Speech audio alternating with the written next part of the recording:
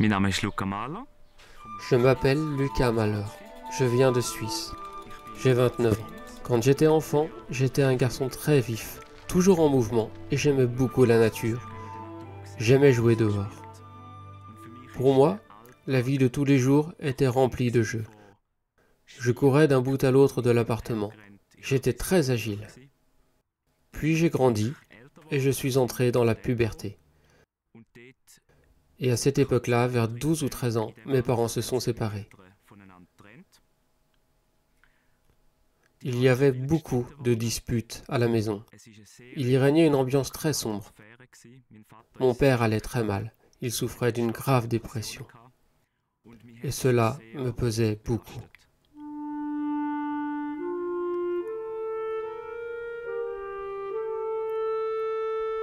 Je me retirais alors souvent dans ma chambre. Je ne voulais plus rien savoir du monde extérieur. Je ressentais toute la frustration et la tristesse en moi. Je ne savais pas comment y faire face. Je m'enfermais dans ma chambre. Parfois, je fermais les volets. Je ne voulais pas me lever le matin ou le week-end. Alors je me suis distrait en regardant des séries et des films. Surtout, j'ai commencé à compenser toute cette frustration émotionnelle par la nourriture. J'emportais des sucreries, des yaourts et bien plus encore dans ma chambre. Pendant que je regardais des séries et que je me plongeais dans mon monde imaginaire, je mangeais tout ça.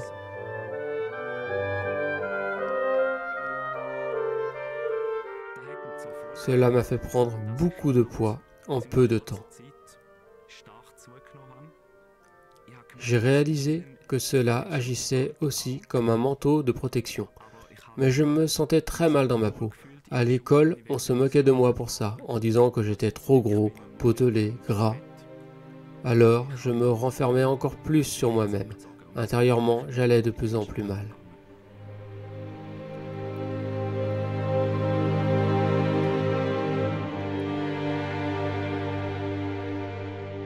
C'est pourquoi j'ai essayé de maigrir. J'ai essayé toutes sortes de régimes, ceux que l'on connaît du mange la moitié, jusqu'à l'alimentation dissociée, et encore d'autres régimes. Ça a duré une dizaine d'années. J'ai tout essayé, même l'entraînement mental, rester devant le miroir et dire « je peux le faire, je vais maigrir maintenant ». Vraiment toutes sortes de choses, mais rien, absolument rien n'a marché.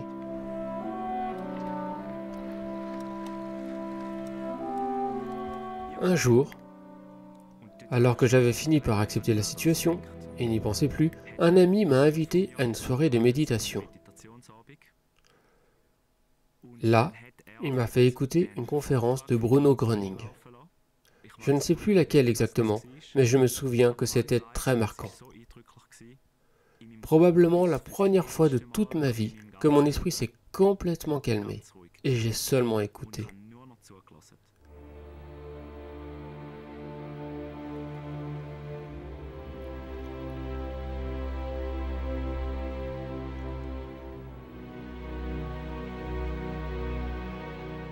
Tout de suite après, je suis rentré chez moi et j'ai trouvé le film documentaire sur YouTube. Je l'ai regardé et c'était tellement impressionnant. Dès la musique d'introduction, quand l'arrière-plan est noir et que seuls les participants sont cités, rien qu'à cette séquence, les larmes se sont mises à couler et je ressentis des bouffées de chaleur dans tout le corps. J'avais chaud et froid. J'en avais la chair de poule, les larmes coulaient et je ne savais pas pourquoi.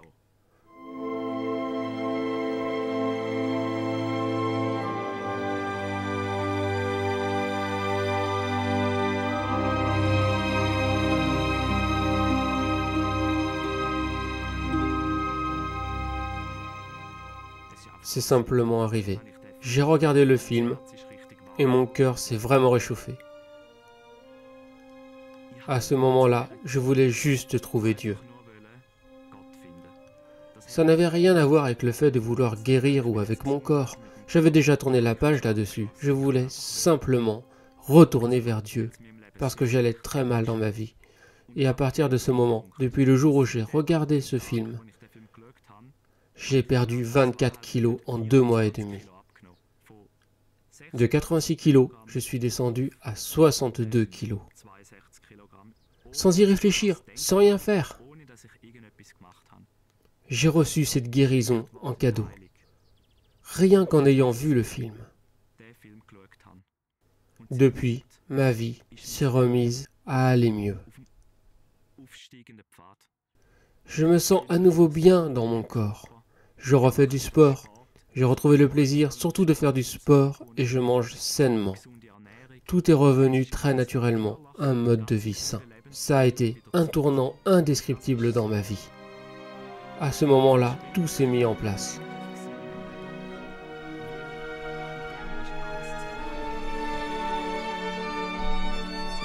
Bonjour. Bonjour, ravie de te voir. Vraiment content de te voir. Bonjour maman.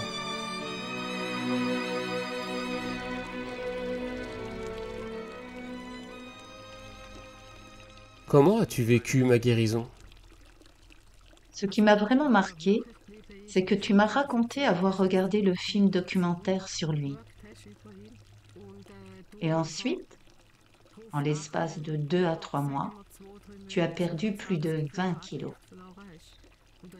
Tu avais essayé de nombreuses fois avant, par toi-même, avec des régimes et ainsi de suite, et tu n'y étais jamais parvenu. Et à ce jour, 5 ans plus tard, tu n'as jamais plus repris de poids. Je trouve cela très, très impressionnant.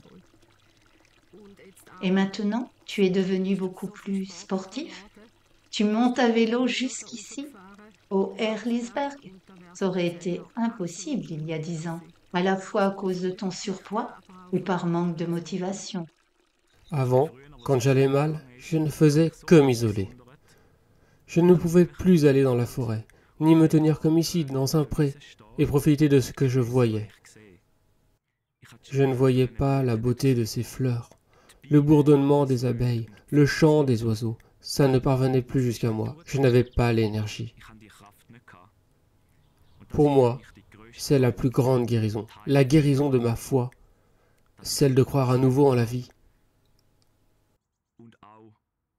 Depuis, tant de portes se sont ouvertes dans ma vie. Beaucoup de gens qui ne m'avaient pas vu depuis cette période et qui me revoient maintenant me regardent ainsi. Et ils ont du mal à croire qui se tient devant eux, que ce soit par mon rayonnement ou ma constitution physique. Ou beaucoup d'autres aspects, ils disent que je suis une autre personne. Tu es devenu bien plus confiant. Tu as rencontré beaucoup de gens formidables. Ces communautés, je pense, ont aussi contribué à faire de toi la personne que tu es aujourd'hui.